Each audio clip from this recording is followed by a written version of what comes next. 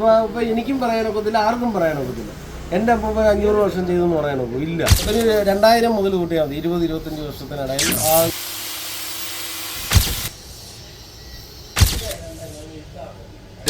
ഇതിനകത്ത് ഈ കോവിഡിനകത്ത് ബോർഡിൻ്റെ ആ മെറ്റീരിയൽസ് ചെറുതാക്കി ഇതിനകത്ത് നിറയ്ക്കും.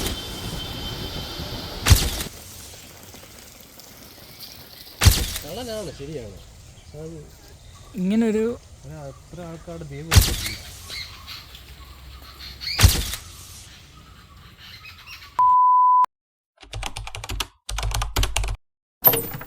ഇന്നത്തെ വീഡിയോ എന്ന് പറയുന്നത് നമ്മുടെ ആറന്മുളയിലെ കുറച്ച് കാഴ്ചകളാണ്.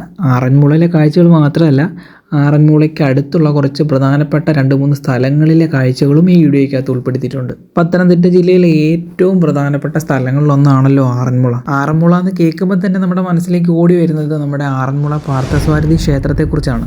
അവിടുത്തെ ഏറ്റവും പ്രധാനപ്പെട്ട ഒന്നാണല്ലോ വാൽക്കണ്ണാടി എന്ന് പറയുന്നത്. നമ്മളിന്ന് ആ വാൽക്കണ്ണാടി ഉണ്ടാക്കുന്ന സ്ഥലവും അതിന് കുറച്ച് വിശേഷങ്ങളൊക്കെ തിരക്കിയുള്ള യാത്രയാണ്. ഞാൻ തന്നെയല്ല, എൻ്റെ കൂടെ എൻ്റെ കൂട്ടുകാരൻ അക്ഷയും ഉണ്ട്.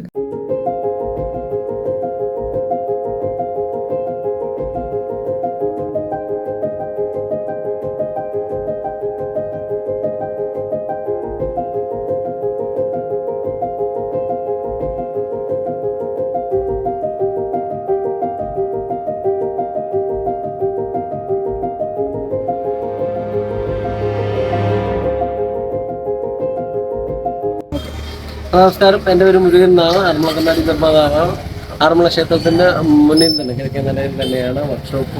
ആറന്മുള ക്ഷേത്രം നിർമ്മിക്കാനായിട്ട് തമിഴ്നാട്ടിലെ ശങ്കരൻകോവിൽ നിന്നും തഞ്ചാവൂരിൽ നിന്നും ക്ഷേത്രം ശില്പികളായിട്ടുള്ള തമിഴ് വിശ്വബ്രാഹ്മണരെ കൊണ്ടുവരികയും ഇവിടെ ക്ഷേത്രം നിർമ്മിക്കുകയും അത് കഴിഞ്ഞ് തിരിച്ചു പോകാൻ നേരത്തെ രാജാവിൻ്റെ ഒരു കിരീടം സമർപ്പിച്ചത്. കിരീടത്തിൻ്റെ സെൻറ്ററിൽ ആറന്മുള കണ്ണാടിയിൽ ലോഹക്കൂട്ടായിരുന്നു. അത് തിളക്കമാകുന്നതുകൊണ്ട് രാജാവ് അത് അന്വേഷിച്ചു.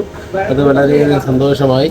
അങ്ങനെ ഇവിടെ നിൽക്കാൻ പറഞ്ഞു ബാക്കിയുള്ള ശില്പികളെല്ലാം. അങ്ങനെ കുറേ പേര് ഉണ്ടായിരുന്നു. അടുത്ത ക്ഷേത്രം പണിയാൻ ബാക്കിയുള്ളവർ പോയി. അങ്ങനെ അതിൽപ്പെട്ട ഇപ്പോഴും വരുന്ന ശില്പി കുടുംബങ്ങളാണ് ആറന്മുള കണ്ണാടി നിർമ്മാണത്തിൽ ഏർപ്പെട്ടിരിക്കുന്നത്. ആറന്മുള കണ്ണാടി നിർമ്മാണം മാത്രമല്ല, ഓട്ടുപാത്രങ്ങളെ, കൊടിമരങ്ങളെ, ശില്പങ്ങളെ, അതിൽ കിണ്ടി, മൊന്ത, വിളക്ക് എന്ന് വെച്ചാൽ എല്ലാ കല്ലുകൊണ്ടുള്ള പ്രതിമകളെ, വിഗ്രഹങ്ങളെ എല്ലാം നിർമ്മിക്കുന്നതും ഞങ്ങളുടെ ഫാമിലീസ് തന്നെയാണ്.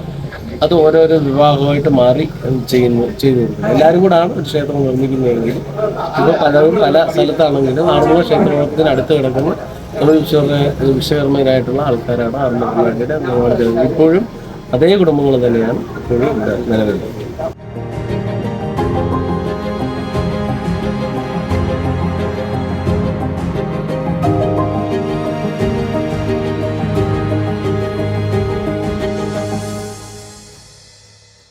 നമ്മുടെ ആറന്മുള കണ്ണാടി നിർമ്മിക്കുന്ന മറ്റൊരിതാണ്. ചെമ്പം വെളുത്തിയോ ഒരുക്കിയെടുത്തതാണ് ഈ ഒരു കൂട്ടർ എന്ന് പറയുന്നത്. ഇതിനെ നമ്മൾ 2 മൺഡിസ്കുകൾ എടുത്ത് അതിനകത്ത് പിന്നെ ഇതിൻ്റെ ഗ്ലാസിൻ്റെ കനം വെച്ച് സെറ്റ് ചെയ്തിട്ട് മണ്ണുകൊണ്ട് കൂട്ടിക്കെട്ടും. മണ്ണുകൊണ്ട് കൂട്ടിക്കെട്ടി കഴിഞ്ഞ് ഈ ഒരു ഇതിലാക്കും. ഇതേപോലെ ആക്കിയിട്ട് ഇതിനകത്ത് ഈ കുറവിക്കകത്ത് ബോർഡിൻ്റെ ആ മെറ്റീരിയൽസ് ചെറുതാക്കി ഇതിനകത്ത് നിറച്ചിട്ട് മണ്ണ് വെച്ച് വീണ്ടും പൊതിഞ്ഞിട്ട് നമ്മൾ ഒലയ്ക്കകത്ത് വെച്ച് ഇങ്ങനെ കമത്തി വെച്ചത് ഉരുക്കും.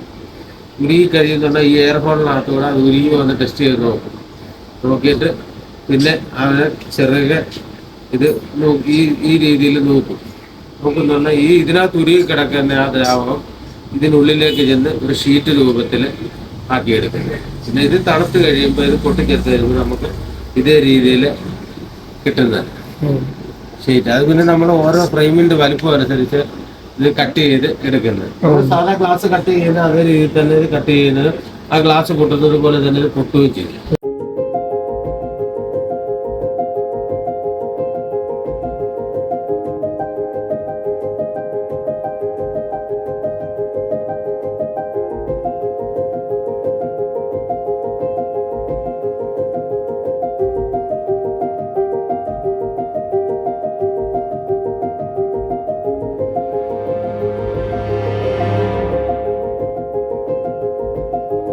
ഫ്രെയിം നമുക്ക് കിട്ടുന്നത് ഇതേ രീതിയിലല്ല നമുക്ക് കിട്ടുന്ന. സാധാരണ ഒരു ഇതായിട്ട് വാർത്ത കിട്ടത്തുള്ളൂ. അത് നമ്മൾ ഗ്രൈൻഡ് ചെയ്ത് നമ്മൾ ഓരോ മോഡൽ അടിച്ചെടുക്കും. നമ്മുടെ മനസ്സിലെ ഓരോ മോഡലാണ് നമ്മൾ ഈ ഫ്രെയിമിൽ ചെയ്തെടുക്കുന്നത്. നമ്മുടെ ആറന്മുള കണ്ണാടിയുടെ നിർമ്മാണം എന്ന് പറഞ്ഞു കഴിഞ്ഞാൽ ആറന്മുള പുഞ്ചയിലെ ചെളിയാണ് നമുക്ക് ആവശ്യമായിട്ടുള്ളത്. ആറന്മുള പുഞ്ചയിലെ ചെളി എടുത്തുകൊണ്ട് വന്ന് 2 മൺകട്ടകൾ, എത്ര വലുപ്പത്തിലാണോ ആറന്മുള കണ്ണാടി വേണ്ടത് അതിൻ്റെ വലുപ്പത്തിലും 2 മൺകട്ടകൾ എടുത്തിട്ട് അതിനെ ചുട്ടെടുത്ത് അതിൻ്റെ ഉൾവശം നല്ലപോലെ തേച്ച് മിനുക്കിയെടുത്ത് പോളിഷ് ചെയ്ത് ആറന്മുള കണ്ണാടിയുടെ പ്രതലം മിനുക്കുന്ന പോലെ തന്നെ ആ കട്ട നല്ലപോലെ മിനുക്കി നമ്മളതിനെ കൂട്ടിക്കെട്ടി അതിന് ഫണൽ, അതായത് കോവ് പോലെ സെറ്റ് ചെയ്ത് അതിനകത്ത് ആറന്മുള കണ്ണാടിയുടെ കൂട്ട് നിറച്ച് അതിനെ ഉരുക്കിയെടുത്ത് അതിലേക്ക് മറിക്കുന്ന തുടങ്ങിയാണ് ആ ഡിസ്കുകൾക്കുള്ളിലേക്ക് വന്ന് ആറന്മുള കണ്ണാടിയുടെ ലോഹക്കൂട്ട് ഉരുകി വീഴും. അങ്ങനെ ലോഹഫലകം നമുക്ക് കിട്ടും. അതിനെ തടിയിലൊട്ടിച്ച് ഫ്രെയിമിനനുസരിച്ച് മുറിച്ചെടുക്കുക. എന്നിട്ട് തടിയിലൊട്ടിച്ച് അതിനെ തേച്ചൊരച്ച് മിനുക്കിയെടുക്കുക. ഇത്രയും പറഞ്ഞ് ഏകദേശം 10 ദിവസത്തോളം നിൽക്കുന്ന ജോലിയാണ് ആറന്മുള കണ്ണാടി എന്ന് പറയുന്നത്. ശരിക്കും കഷ്ടപ്പെട്ടിട്ട് നല്ലപോലെ പ്രയത്നമുള്ള ഇതാണ്. അതുകൊണ്ട് നിർമ്മാണ ചെലവാണ് ഇതിന് ഏറുന്നത്, അല്ലാതെ മെറ്റീരിയൽ കോസ്റ്റ് അല്ല. അത് നിർമ്മിക്കുന്ന രീതി എന്ന് പറഞ്ഞാൽ ഞങ്ങൾ ലോകത്ത് 20 ഫാമിലിക്ക് മാത്രമേ അതിൻ്റെ അറിവുകളുള്ളൂ. അത് ആറന്മുളയിൽ മാത്രമാണ് അത് ചെയ്യേണ്ടത്. കാരണം ഇതിന് GIR ലഭിച്ചിട്ടുള്ള ജിയോഗ്രാഫിക്കൽ ഐഡൻറ്റിഫിക്കേഷൻ രജിസ്ട്രി എന്ന് പറയുന്നത് അത് നമ്മുടെ ആറന്മുള ഭൂപ്രദേശത്തിലാണ് അത് ലഭിച്ചിരിക്കുന്നത്. അതുപോലെ പണ്ട് മുതലേ ചെയ്തു വരുന്ന അതേ രീതിയിൽ തന്നെയാണ് ഇപ്പോഴും ആറന്മുള കണ്ണാടി ചെയ്തു വരുന്നത്.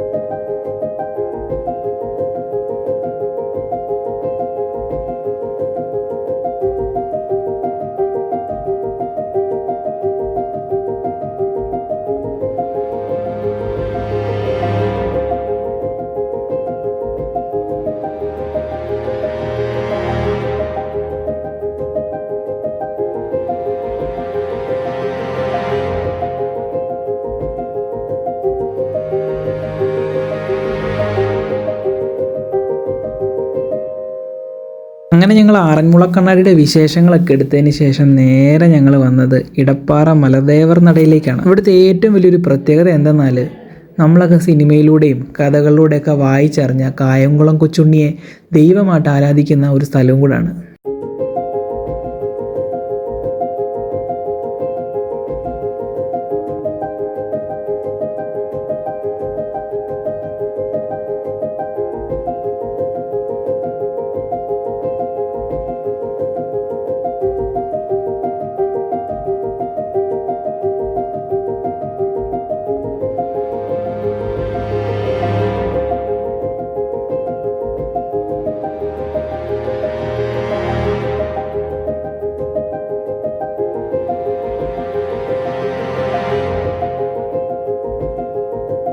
അമ്പലത്തിലേക്ക് പ്രവേശിക്കുമ്പോൾ തന്നെ അമ്പലത്തിൻ്റെ വലത് സൈഡിലായിട്ട് അമ്പലത്തിൻ്റെ ബാക്കിലായിട്ട് നമുക്ക് കായംകുളം കൊച്ചുണ്ണി ഇരുത്തിയേക്കുന്ന ആ ഒരു സ്ഥലം കാണാൻ പറ്റും. കായംകുളം കൊച്ചുണ്ണിക്ക് ദൈവതുല്യമായിട്ടുള്ള ഒരു സ്ഥാനം ഈ ക്ഷേത്രത്തിൽ ഇവിടെ കിട്ടാനായിട്ടുള്ള ഐതിഹ്യ കഥകളൊക്കെ നമുക്ക് നോക്കുകയാണെങ്കിൽ മനസ്സിലാക്കാൻ പറ്റുന്ന കുറച്ച് കാര്യം. ഈ ക്ഷേത്രത്തിലെ പൂജകളൊക്കെ ചെയ്യുന്നത് വെളിച്ചപ്പാടാണ്. പണ്ട് വെളിച്ചപ്പാട് കായംകുളത്തു നിന്ന് ആറന്മുളയ്ക്ക് വരുന്ന സമയമാണ് റോഡ് സൈഡിൽ മരത്തിൽ തല കീഴായി കിടക്കുന്ന കായംകുളം കൊച്ചുണ്ണിയെ കാണുന്നത്. അങ്ങനെ വെളിച്ചപ്പാട് കായംകുളം കൊച്ചുണ്ണിയോട് സംസാരിക്കുകയും തനിക്ക് ക്ഷേത്രത്തിന് സമീപം ഒരു സ്ഥാനം, ദൈവസ്ഥാനം തരാമെന്നും പറഞ്ഞുമാണ് കായംകുളം കൊച്ചുണ്ണിയെ ഇവിടെ ഇരുത്തുന്നത്.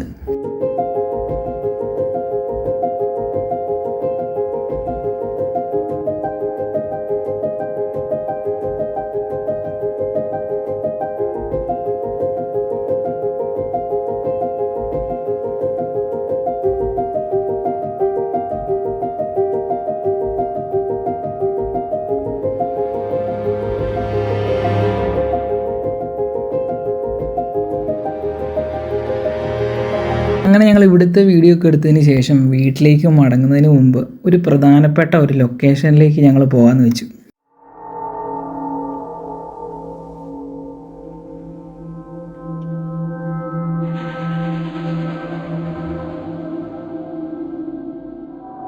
കേരളത്തെ നടുക്കിയ നരബലി നടന്ന വീടാണിത്. പത്തനംതിട്ട ജില്ലയിലെ ഇലന്തൂരിലാണ് ഈ വീട്.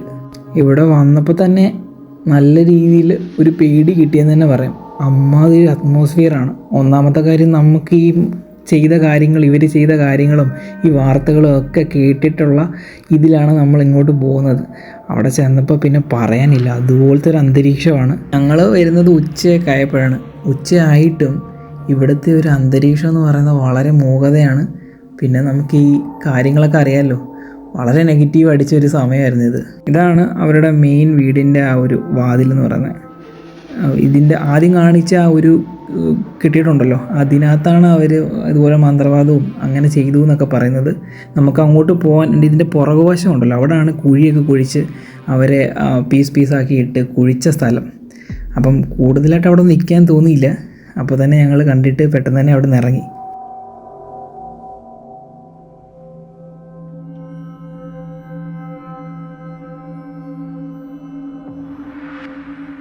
അപ്പം ഇന്നത്തെ വിശേഷം ഇത്രയൊക്കെ ഉള്ളൂ. അപ്പം ഈ വീഡിയോ നിങ്ങൾക്ക് ഉറപ്പായിട്ടും ഇഷ്ടപ്പെടുമെന്ന് വിചാരിക്കുന്നു. ഇഷ്ടപ്പെട്ടാൽ നിങ്ങൾ എൻ്റെ വീഡിയോ ലൈക്ക് ചെയ്യണം, അതുപോലെ കമൻറ്റൊക്കെ ചെയ്തിട്ട് എൻ്റെ ചാനൽ സബ്സ്ക്രൈബും ചെയ്യണം.